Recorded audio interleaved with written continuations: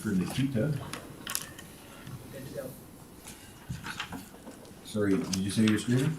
Okay. So good morning, everybody. Regular council meeting for Wednesday, April 27th. And I'll begin by calling the meeting to order at 9:30. And we will start with the adoption of the agenda item 2.1. And we have some revisions on that agenda, so I'll just ask Mr. Frank to explain. Your worship, members of council, as indicated last night, that 8.5 was updated previous to this meeting, so it is an amendment to the agenda. It's just an adoption. Okay. Any other discussion on the agenda? Motion to adopt the agenda as amended. Okay, thank you, Councillor Cush. Any discussion on that? All in favor? Any opposed? That's carried. That brings us to the special council meeting minutes from 29 March 22. Any errors or omissions in that one? Councillor Wilhelm. Motion council adopts the minutes as presented. Thank you, Councillor Wilhelm. Any discussion on that? All in favor? Any opposed? That's carried. That brings us down to item 8.1. This is a subdivision time request. I think Joan, you're going to take us through this one. Good morning, Your Worship and Council. We have got in front of us a subdivision time extension request from an applicant on the northeast of 2561-8 west of the 5th. So pursuant to the Municipal Government Act, Council may extend a subdivision for registration. This is the first request to Council on this particular one. We also have policy 6121, which is subdivision time extension. Policy that establishes a means for applicants to make application and then for council to review it and decide whether they would like to extend it. In this case, administration is recommending, after review of the subdivision, and there is just one outstanding condition that they need to complete, more likely this summer, if we could entertain a 1-year time extension for the subdivision approval to June 16th, 2023. Okay, thank you. Any questions to admin on this, or do we want to jump straight into recommended? Councillor Cush. I'll make a motion the council approve the time extension request for subdivision approval 2021 SUP 06, northeast 2561-8 west of the 5th Meridian to June 16, 2023. Okay, thank you. So that motion's accepted. Any discussion on the motion? Okay, I'll call the question. All in favor? Any opposed? That is carried. That brings us to item 8.2, Mountain Pine Beetle Survey and Control. Dawn. Good morning. Good morning, Mr. Reeve and members of council. So before you today, you have a request for decision for the Mountain Pine Beetle Survey and Control contract. We let out the RFP for for the contractors to bid on, and we did get 3 bids coming in, and you can see the evaluation of those bids in your package. I believe it's page 19 of your packages. So our bids ranged from $63,500 to $76,000 in total, and being that these proposals were submitted as an estimate of the amount of trees that we're going to control, I fully am confident that we can be within budget of our $59,080. Based on conversations with Alberta Agriculture employees, our mountain pine beetle tree hit is quite low this year. It's down by about 80%. So I'm fully confident we'll be able to go within budget on this based on that recommendation from the provincial government. So that's all I've got there. Go ahead, Councillor Wilhelm. Just from my understanding of the procedure of this, so we're gonna approve the budget for $59.80. You'll go back to the 3 services and tell them we're gonna cap it at $59.80. Can you do it for that price, or how does that work on your end? No, I wouldn't go back to all three. I would go back to the lowest bidder. Okay. And he's worked with us before, so I know that he can work within that budget. So, and it is based on the contract, the overall contract that he submitted the proposal on, or the bid that he submitted on, was based on a certain number of trees. It's per tree, so if he only does 10 trees, he would only get paid for 10 trees, rather than, say, 100 trees. So it's all dependent on how many trees actually have to be controlled, instead of the overall contract. Okay.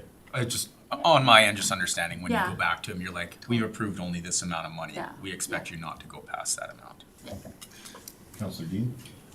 Thanks, Mr. Chair. So through to Don, so you say that there's about a 80% reduction in the amount of trees. Do you have an estimate of what we're likely to spend then? So we've got a maximum. Do you have an idea of what you think we're gonna spend? I would think probably about $30,000 to $40,000. Okay, And that is really an estimate sure. On the high side? on the high side. And just a secondary question, I tried to get some information about these companies, and when I Googled Forever Green Forestry, the only thing that popped up was a company from California. So I'm assuming this is a local company? He is from Valley View, actually. Okay. And you probably would have to Google his company number, because he is a numbered company operating Gotcha. as. Okay, thank you. Anyone else? Wish to go with the Councillor Copeland. Yeah, I'll make a motion to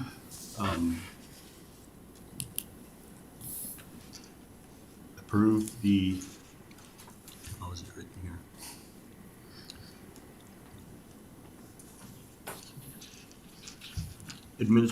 To approve the expenditure or the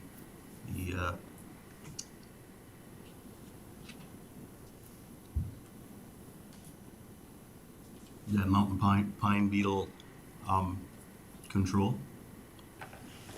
Okay, so I'll just read out the recommended action here for council. So administration recommends, make a motion that administration recommends the council award the 2022 mountain pine beetle survey and control contract to Evergreen Forestry for a maximum of $59,080 plus applicable taxes.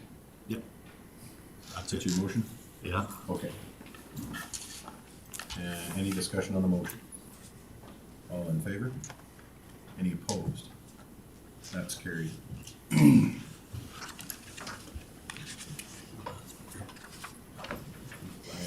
this is prepared by Bert, but he's not. Oh, there he is. Virtual Bert. Good Oh my morning. goodness. Good morning, Reven Council and administration and honored guests. My pleasure to be joining you from Edmonton this morning at the edge of the Hydrogen Conference. Day 2 here today, and we're actually in day 3 of Alberta's first ever Hydrogen Week, which was proclaimed on Monday. So we'll raise our energy sights to new heights with hydrogen. But I'm here actually to talk about another important week coming up, which is International Economic Development Week. The RFD is in front of you, gives some of the background and the rationale, and there may be a little bit more to add to that if you have any questions. But the request is that we declare the week of May 9th to 13th is International Economic Development Week, and we would be doing this in partnership, well, not partnership, but in conjunction with a number of other municipalities, specifically our members of the Growth RETA that are all doing similar declaration. Okay, thanks very much, Bert. Any questions on this one? Councillor Dean? No question, just ready to make a motion that Woodlands County Council declares the week of May 9th through 13th as International Economic Development Week. Okay, thank you. Discussion on the motion, Councillor Copeland. Yeah, through to Bert. Are we going to invite some of the members of the different councils to our think tank session in Barhead? Yes, there is an invitation that is in the works. We're of course, the Growth Rita right now is a board of the working members. So we have no staff for the organization, but of course, the elected officials serving on the committee are working diligently to move everything forward. And so we do have an event planned in Barhead on the evening of May the 10th. I did send, I believe, a save the date reminder to all of our council, but there is an invitation that Mayor Jabush from Maratharp, who's the chair of the RITA, will be sending out. And the hope is to invite as many councillors as are able to attend from each of the existing RITA members so that we can talk a little bit about economic development in general. And we did just recently review the strategic plan for the RITA, and it would be a great time to review some of those strategic plan details. And of course, and I know the other meeting agenda today is the Woodland Strategic Plan, so we would have that information that we could present and update as well. Okay, thank you. Any further questions on the motion? Councillor Wilhelm.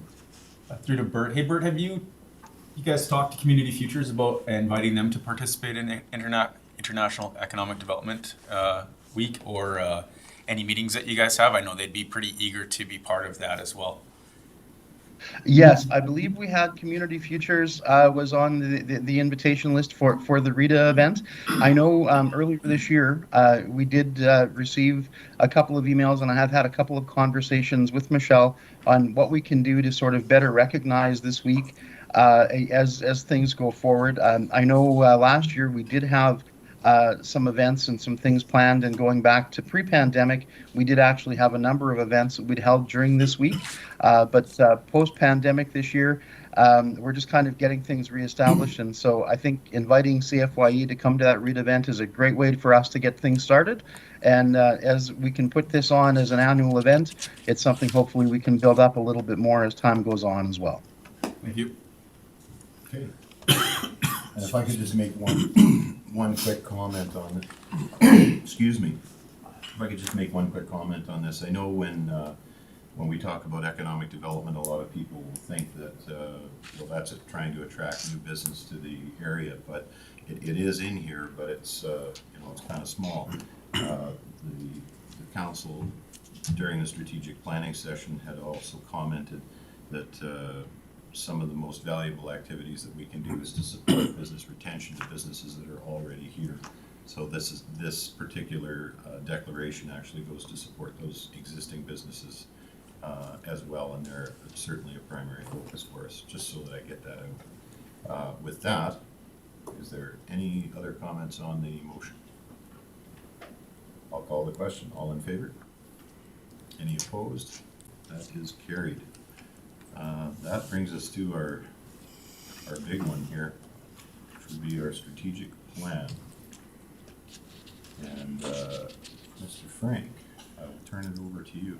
Yeah, Reed Burrows, the consultants were going to be joining us, however, unfortunately, they're not ready right away. So we can do one of two things, delay it, or I can do the presentation on their behalf. The information that we can either have them back at the next council meeting and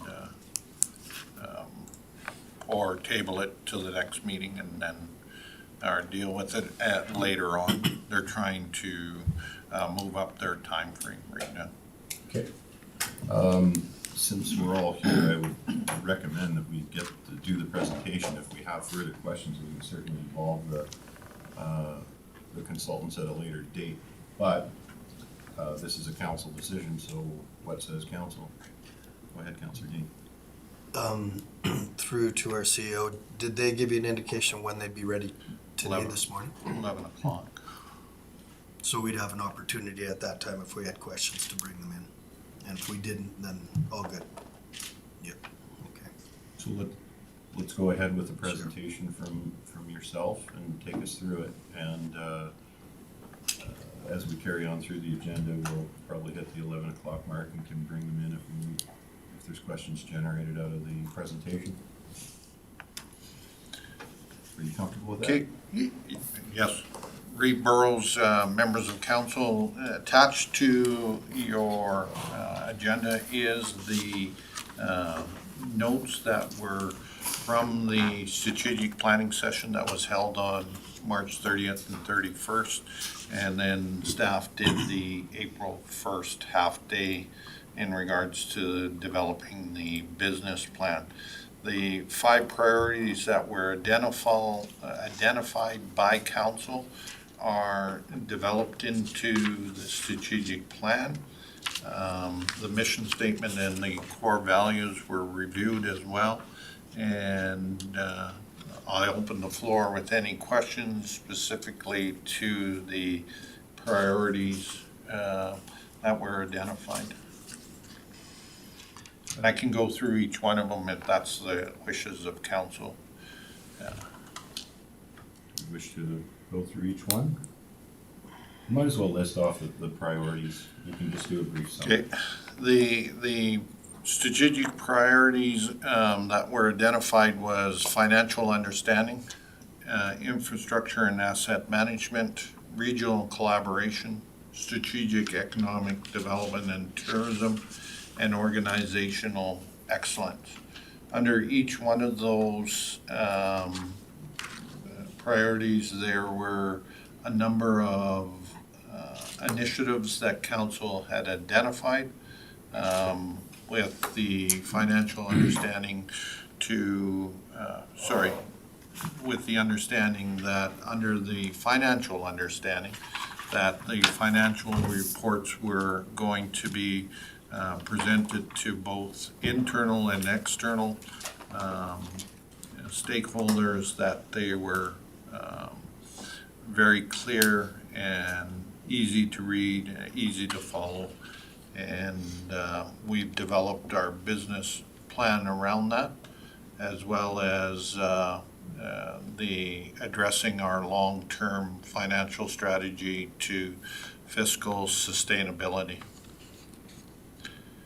With the asset infrastructure and asset management, the focus was to ensure our asset management plan, policies and procedures are coming forth to council, being adopted by council, completing the inventory, and then using that inventory to make informed decisions as it relates to infrastructure planning or allocations of your capital and operating costs.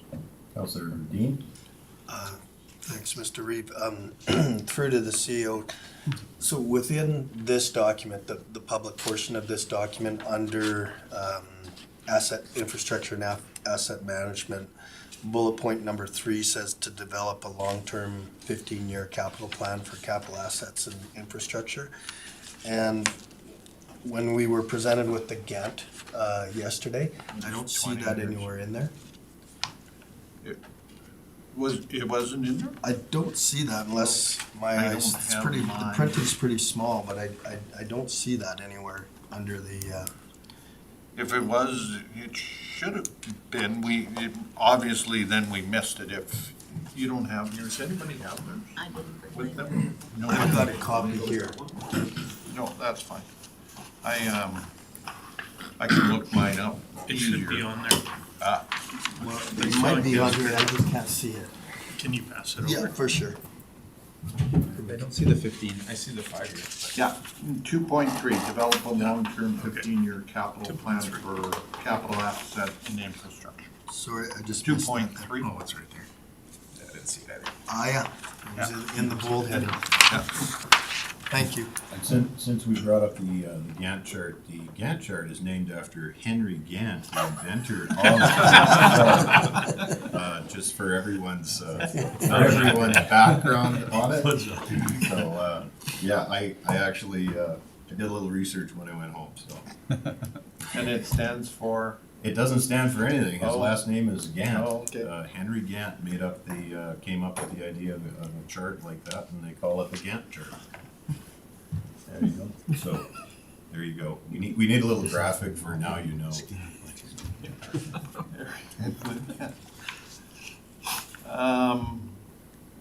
Okay, regional collaboration, the council identified developing new relationships with all our alliances, cultivating network events with neighboring municipalities, and under the business plan, we have a number of initiatives that we identified that we think that will assist in bringing our neighboring municipalities and our alliances together to help foster regional collaboration. And then under strategic economic development and tourism, the focus from the last strategic plan to this one is we've added tourism as that, and that focus has been reflected in the goals under the business plan as well as the strategic initiatives here to promote and showcase our recreation and tourism locations within the county, as well as continuing to foster relationships with the existing businesses and look for attracting new opportunities within the region. Under the organizational excellence, one of the things that council identified was develop a corporate planning framework that is reviewed at semi-annually, reviewed and updated semi-annually, and we've identified that in the strategic plan by taking the organizational review that we did in 2019, re-looking at that, whether we need to update that, as well as to understand what has changed from an operational perspective going forth in 2022 and beyond. Developing succession planning, that was one of the other things, because your existing CAO has now received his first senior's discount. There will be a time when that needs to retire. So there's opportunities to look at succession planning within the organization, as well as looking at the municipal internship program and seeing if there's opportunities there to assist with that. So. Okay. Any questions on this? Go ahead, Councilor. Maybe just a comment, we all put, I think, a lot of brain power and effort into this document, and it creates a series of expectations for actions for us as council, for our decision making, but also for the organization administration. So I think as long as we focus on continuing to use this document that we've all created together as the driving force behind our decision making, I think everybody it'll do a good job on keeping everybody on the same page as much as possible and keep us moving forward in a positive direction. I think it's a valuable document for us. We just need to make sure it doesn't fall by the wayside. Yeah, and I think one of the things that came up during the strategic planning session was that there's so many good things that come along that are easy to jump at, and you end up losing your path to your established goals. So the bottom line of this was that on occasion we will say no to good things so that we can say yes to better things that are down the road. So, Councilor Cush. Just with that, you don't really see a whole lot more questions come out of this. We've gone through this a bunch of times. We spent a few days working on it. So I would like to make the motion that council adopt the 2022 to 2025 strategic plan as presented. Okay. Motion on the floor from Councilor Cush. Discussion on the motion, Councilor Cooper. Well, there was one further comment that I would like to make, and that was that when I went into this exercise, one of the things that for me was important was that we had clarity, so that some of the key pieces that we have conflict on with community engagement would be identified. And I think it really had started already prior to this, but it's something that we're going to do, and that was to develop the understandable reports and stuff that'll guide future budgets, so that it's understandable by our ratepayers, because that's a piece that's starting to really evolve now with some of the work that's already been done in it. And I think that's something that I really appreciate from this exercise. Councilor Dean?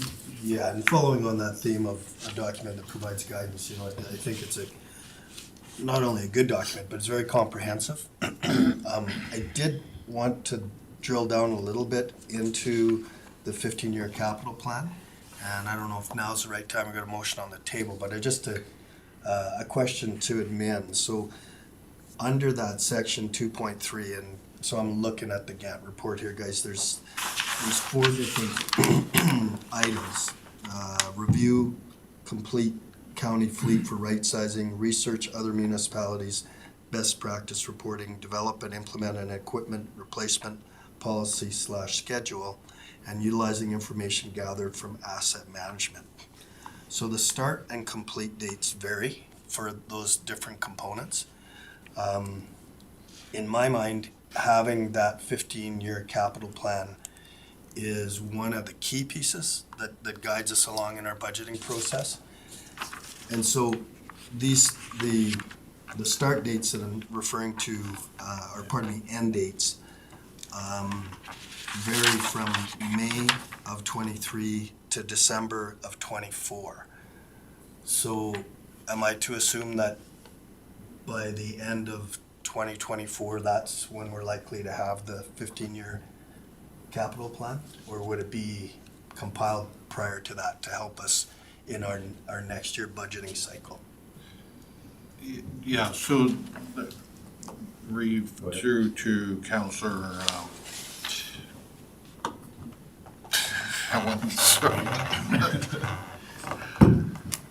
I drew a blank there, Councillor Dean. Sorry, I apologize. Yes, thank you. The intent is before we can create that 15-year capital plan, we have to have a full understanding of the asset management or the inventory of our assets, right? Which we're more than 50%. Is that a fair statement to say that we're completed? I would say maybe 40. Okay. So that's where we're going to take some time before we develop that 15-year capital plan, is to have the majority of our assets into that so we can better understand where those priorities go. And I'm not trying to delay that process, but that is important, that if you're going to use your asset management policy and program to make your capital plan robust, I guess, in the sense that it's based on science versus politics, then it'll take some time to do. So. Sure. And in the meantime, we'll continue with the normal budgeting process, and kind of a thumbnail sketch of capital needs will be presented. Yeah, and we will use some of the assets that are inputted into that. So when you're looking at a review of a section of road, for example, and we'll have that asset in the system, we'll definitely analyze it further, right? And put our recommendation forth. Okay. Okay, still a motion on the floor from Councillor Cush to approve. Any further discussion or comment on that motion? I don't see any, so I'll call the question. All in favor? Any opposed? Okay, that's carried. That's going to bring us down to the 8.5, so the Briar Patch Hazardous Material Abatement RFP Award. And link on that one. Andre. Your worship, members of council, the Briar Patch located in Blue Ridge is an old school. It was taken over by the county a number of years ago. A few years ago, it was determined that there was asbestos, mercury, lead mold in the building. A tender was let out to do the hazardous waste abatement in the building. We had 9 bids ranging from $120,000 to $145,000. Of those 9, 6 were in compliance. Cascade Environmental was our consulting contractor on the job. They went through the bids, recommended Inflector Environmental Services being the lowest bid that was compliant. Recommendation is that the Briar Patch Hazardous Material Abatement RFP be awarded to Inflector Environmental Services for the bid sum of $128,500 plus tax, and that Woodlands County Council approves a 10% contingency for the Briar Patch Hazardous Material Abatement RFP in the amount of $12,850 if required. Okay, thank you. Any questions on this to administration? Councilor Wilson. So Cascade Environmental did the sifting through of contractors to decide on Inflector. Through the reef to Councilor Wilhelm, that's correct. So the cost of utilizing Cascade for that fell under another budget item, or is that included in this 120? That is included in the capital budget, Okay. on top of the 128,000. The budget for this was 255,000.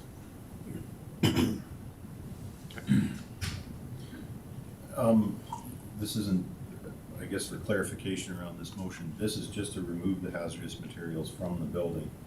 And the building's still gonna be there, so there's a demolition component that has to go on there yet? Or That is are correct. we looking at repurposing the building after the hazardous materials have been removed? At this point, once hazardous material is removed, we'll identify what the costs are to demolish it, and we may come back to council if the remaining budget is sufficient. If not, it'll be a 2023 budget item to demolish. Okay, Councilor Cush. Just one quick question through to Andre. Just for anybody else watching, I do believe that the policies from the province on the, I guess, removal of the hazardous materials changes was, I believe, next year. And if we put this off, I know it's a lot of money, but the cost would be substantially higher later on. Through the reef to Councilor Cush, that is correct. The rules are changing for 2023. We would be required to submit reports on any buildings that we own that contain asbestos, so the cost would increase. Okay. Sounds like we got a path. Councilor Prestige. I'll make a motion that the Briar Patch Hazardous Material Abatement RFP be awarded to Inflector Environmental Services for the bid sum of $128,500 plus tax. Okay, thank you. Motion's on the floor from Councilor Prestige. Any discussion on that motion? All in favor?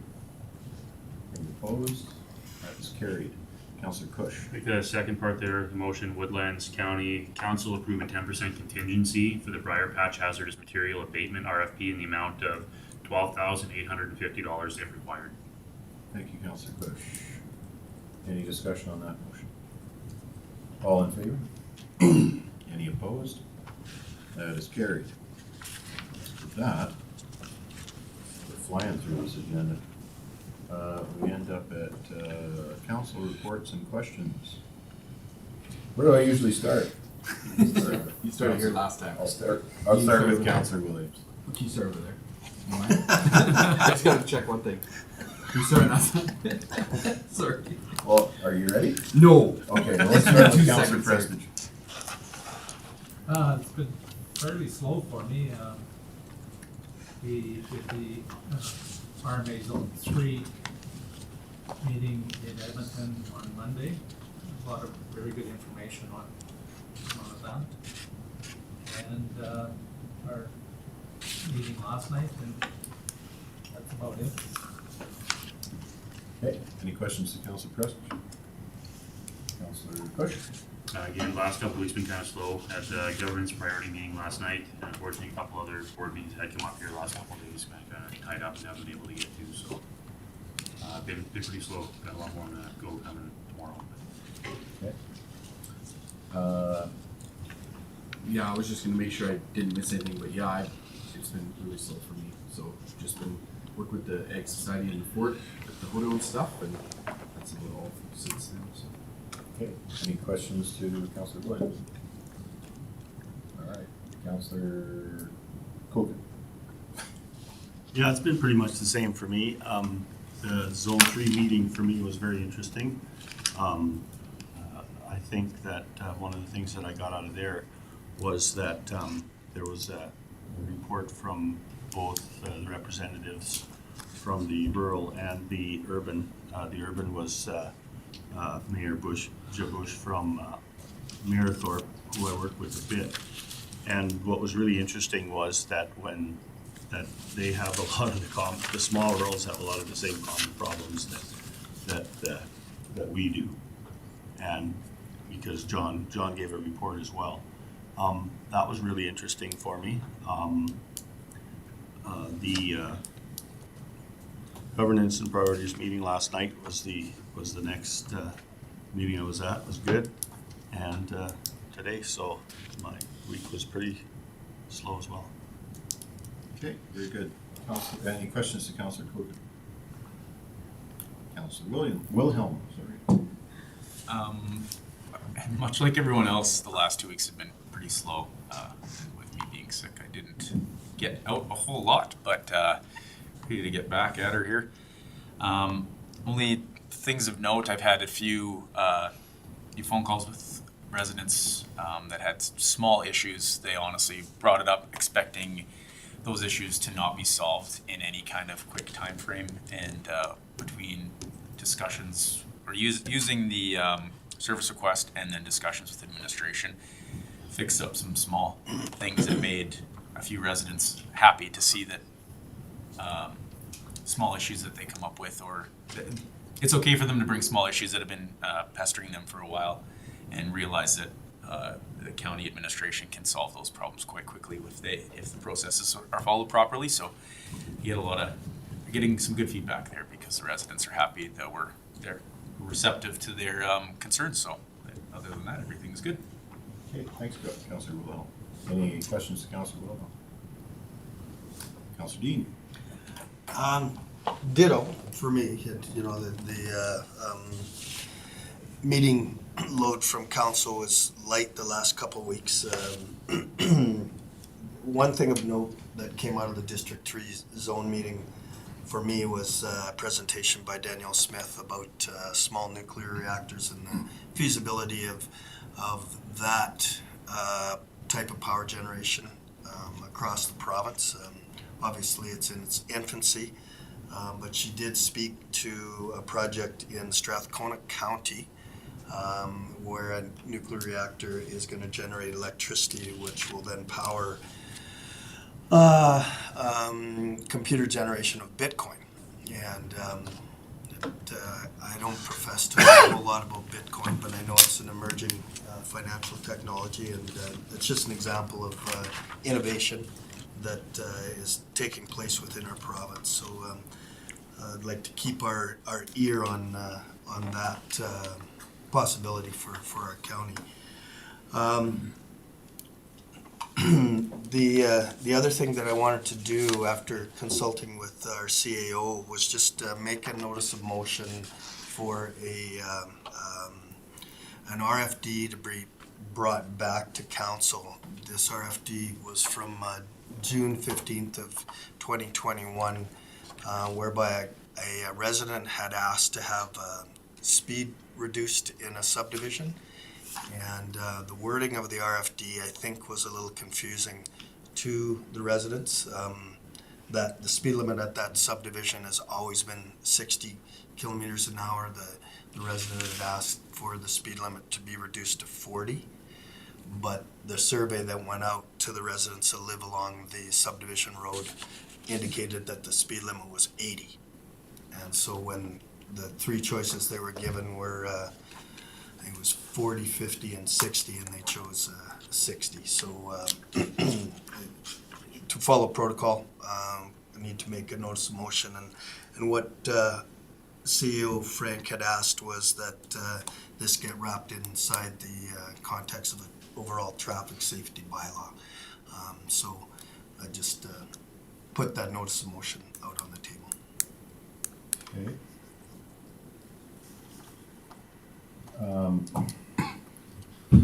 I'm just trying to think how we do this structurally, if we do this through the traffic safety bylaw conversation first and then push it through there. Well, you can, your worship, council, you can do it one of two ways. You can have the review of the traffic control bylaw or policy, because I'm not sure which one it is. I believe it's a bylaw, but again, and then based on that information that is obtained of that, determine whether you want to re-look at the issue, right? Because there is some validity behind the question of whether or not the speed limit should be, was 80, 60, or 40, it was never 40, but 60 kilometers an hour. And or the other way that you can do it is have that RFD back to council, and we'll reference the traffic control bylaw to see what that actual speed limit is. Okay. And I think that's encompassed in the motion to bring both that issue and the background on the traffic and how it plugs into the traffic safety bylaw as well. So back to council. So, and again, if I may, the intent when I spoke to Councillor Dean about this issue is a review of the traffic safety control bylaw was maybe pertinent because we haven't looked at that bylaw for whatever, and again, we have to make sure that we actually have that bylaw in place, and if not, we need to get it in place. So could I make a suggestion that we do this in two separate motions, and in that we have a notice of motion on bringing back this particular speed limit to council when the background can be provided to us, and then forward we'll take the traffic safety bylaw to the governance and priorities meeting. Sure. And we'll add that to the GNP, the next GNP. Yeah, and just to provide my context, this concern from a resident came up in the fall. And when I looked into it, because it was an RFD that was passed by council, in order for council to look at this specific question again, there's a time period of 6 months that has to elapse. And so that time period has now elapsed. And so I pledged to the resident that we'd bring it back. Okay. And for everybody listening, that's an MGA requirement, not a Woodlands requirement, so a Municipal Government Act. Sorry, I have to use the whole word here. It's under your procedure bylaw. It is, but it's also laid out in the municipal government as well. So just from a mechanical point of view, my notice of motion then would be to bring this specific RFD through administration back to council for review at our next council meeting? Whenever administration, I don't know if admin can get that together in 2 weeks or not, if they have the availability. I'm just trying to find, did you say it was in June? Yeah, there's not a number here. I remember that. Yeah, no, But it was June 15th, 2021. I got only June 1st. Where's June? And I can email this to you because Andre had sent it to me when I brought the question up in November. And that's when we determined that we needed to wait the 6 months. So the RFD that Councillor Dean is referring to is the Stratton Avenue Survey RFD. So we would put that in his motion, notice of motion. Yeah, and just to provide some information for council, what the background in the RFD says is that the current speed limit posting is 80 kilometers and it was always 60. And that was just, the sign had been knocked down, had been laying in the ditch, and I don't think administration knew that the speed limit had always been 60. What the resident was asking was that the speed limit be reduced from 60 to 40. But because council was under the impression that the speed limit was 80, going down to 40 seemed like quite a drastic step. Okay. So are we clear on that notice of motion for the first part to bring it back, and can you do that in 2 weeks? You have the capacity? Yeah, I should look at you. Not that hard, not even looking over. I did look at it. Oh, yeah, he can handle it. Okay, any discussion on that motion? All in favor? Any opposed? That's carried. Do you want to do the second part to the GNP as well? Sure, so I'd recommend that we forward to our governance and priorities committee meeting a review of the traffic safety bylaw. Perfect. Any discussion on that? All in favor? Any opposed? Carried. Okay, that comes back to me. Oh, sorry, are there any questions to Councillor Dean after his report? No? Okay. I kind of wear two hats here, so I'm dealing with some heavy issues with the RMA, so that kept me busy, but on the council side, we basically just had the zone meeting, as everybody had mentioned in the governance and priorities meeting last night. And I think an important thing that came out of the governance and priorities meeting last night, that because that meeting stands alone, people may not be watching it, and the press already left.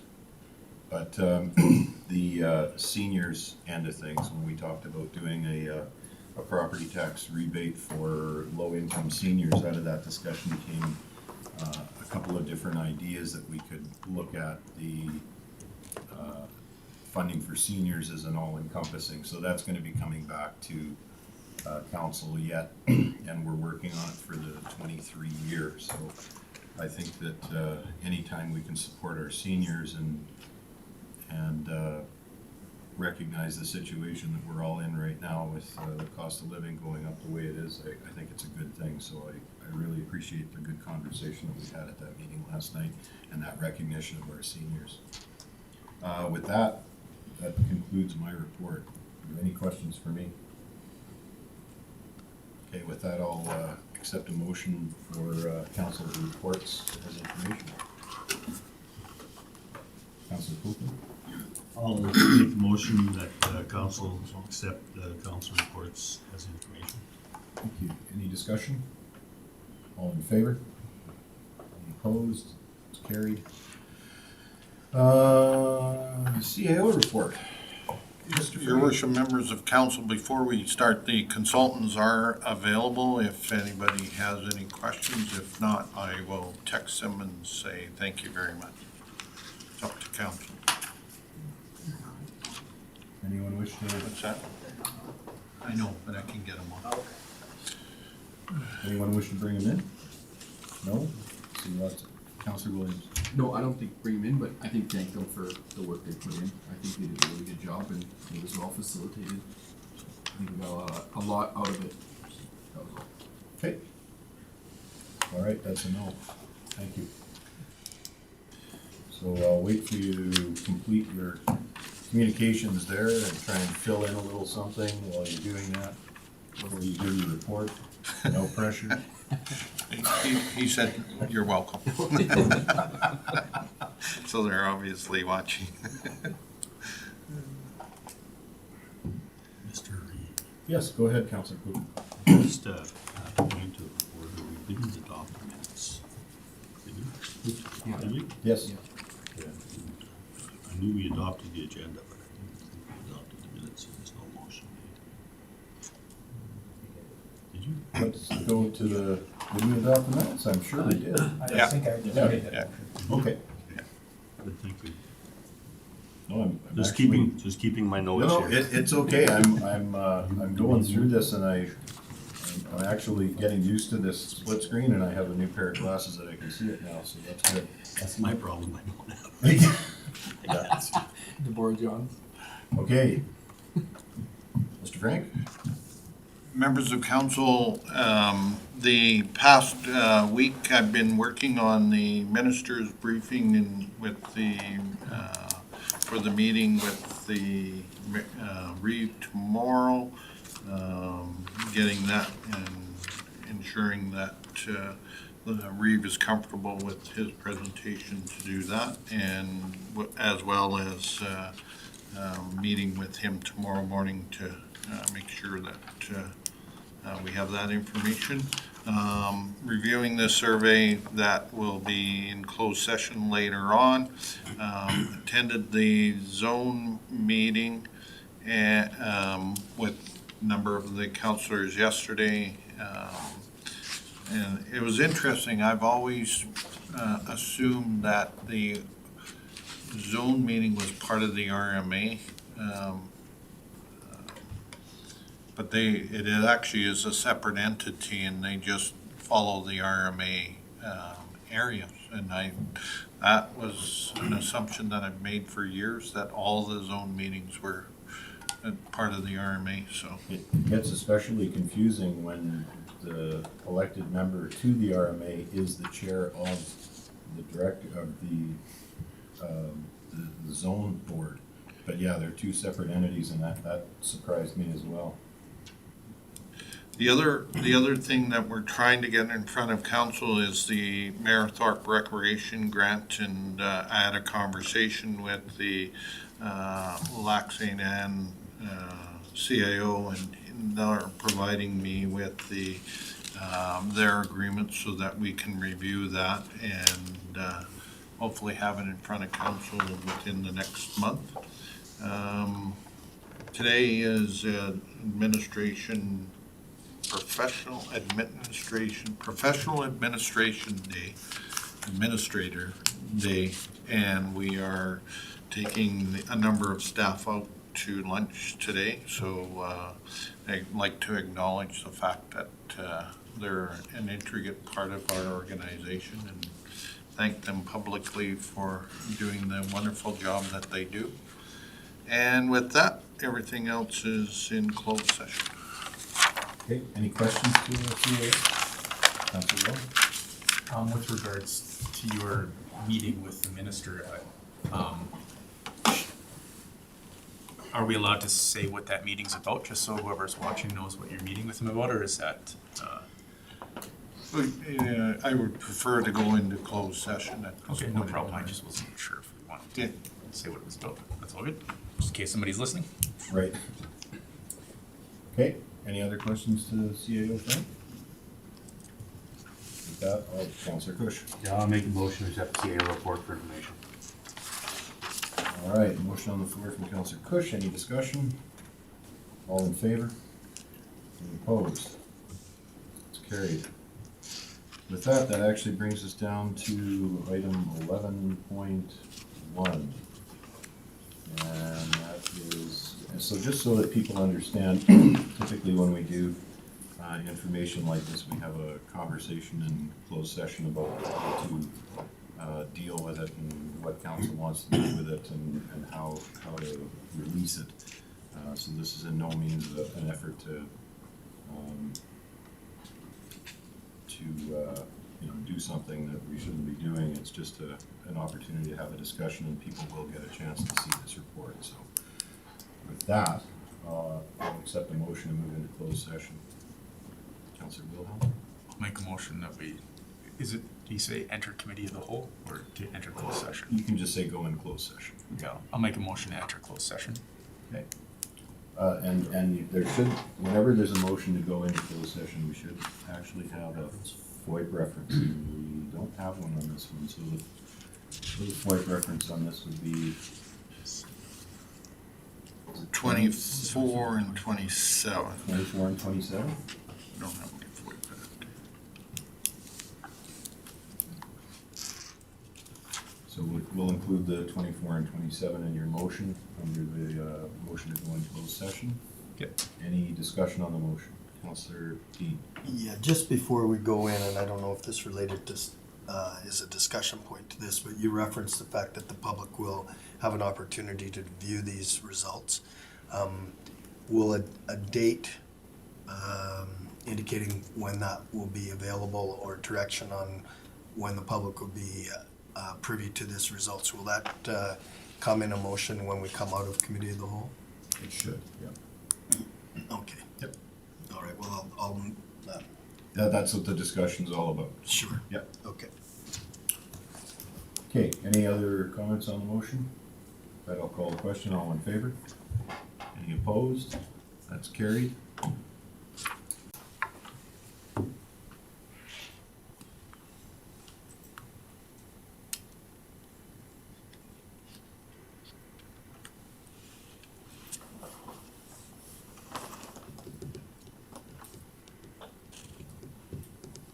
Okay. Okay, so we're back from our closed session discussion, and we have a motion rising from that. Councilor Cooper. Yeah, I'll make a motion to have administration prepare the results of the cultural and events center survey for media release for the first week in May. Okay. Any discussion? All in favor? Any opposed? That's carried. That brings us to our last item, Councilor Cush. Motion to adjourn. No discussion on motion to adjourn. All in favor? Any opposed? That's carried. Thanks very much, everybody. Save yourself.